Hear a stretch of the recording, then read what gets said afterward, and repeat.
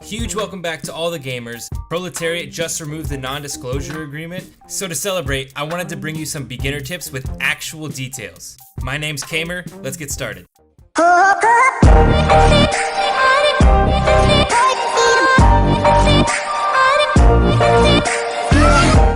The very first tip I have for you is don't skip the practice mode. Now, I know what you're saying. Kamer, isn't that why you're making videos so we don't have to go to practice mode? Sure thing, I have videos for that too. Basic gauntlet, basic classes, you name it. But I do want to stress, videos are no replacement for practice mode. You want to get in there, get your fingers warm, shoot some fireballs, kill yourself with your own poison puddle. And yes, you can kill yourself with your own poison puddle, but you would know that if you went into practice mode. Okay, I think you get it. But I wanted to show you that I practice what I preach.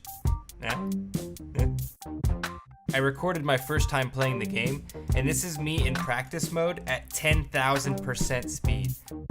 My recording for this session was 2 hours long. That included the time before where I was looking through classes and checking out their scrolls, but I feel like this time investment up front saves you a lot of frustration in the end. Like I said in my introduction, this game has such depth to it, it feels way nicer to dip your toe in than to go straight for the belly flop.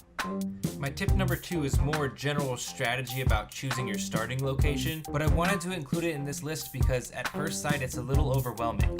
After waiting in the pre-game match lobby, a map of the Hollowlands pops up with many unactivated portals scattered across the land. After 9 seconds, these portals activate, at which point you can click one to choose your starting location. One cool feature in Spellbreak's map system is you can see how many other battle mages haven't chosen their starting location yet. The next thing you'll notice are the yellow rings on the map. These are shrines. If you activate them and wait the 20 seconds, they award you with a skill point. These skill points make your battle mage stronger, so as you can imagine, these spots are pretty poppin'. As such, especially as a new player, you might be better off starting farther away from the rings. If you do this and choose the scavenger class, by the time you get to the final circle, you'll have some pretty hot loot. My third tip's a pretty simple one. Get hard. Drink those armor potions. At the time of making this video, there's absolutely no shortage of potions, so it doesn't make any sense to hold on to the armor potions until later.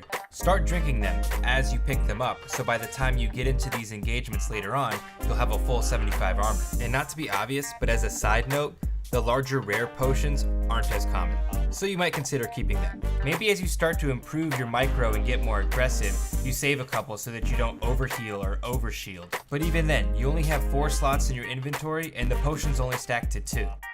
Tip number 4 is always be moving. Spellbreak has some pretty insane movement mechanics, but don't forget about the basics. Strafing, using cover, and getting in the opponent's blind spots. I also see most veteran players constantly jumping.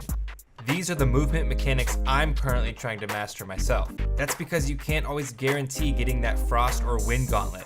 I've included some clips which I'm gonna call lowlights, because I figured we could all still learn something. I thought my opponents here had exceptional movement and use of the environment, which no way leads right into our 5th tip. Tip 5 is to spectate. I know, I just told you to practice for a couple hours, now I'm telling you to watch game tape, but a couple things come into play here. Number 1, obviously that person was better than you. Okay, obviously it was a little harsh, but he did best you in that match, and you should do your best to piece together why. Tying in with that idea is because there's such a complex meta, I think you need to take every opportunity to see what other people are wearing. Of course, take notice of the gauntlets, but also make sure to look at the runes and the items they chose, as well as their scrolls that they chose to level up with their skill points. Maybe this will give you some new ideas into what combinations you should be choosing, in addition to what combinations counter the one that you've already picked. Well, that's my top beginner tips for you guys. Hit me with a like if you enjoyed the content, and leave a comment with any feedback you might have, including but not limited to any videos you'd like to see in the future. Thank you for all the support, and I'll see you next time.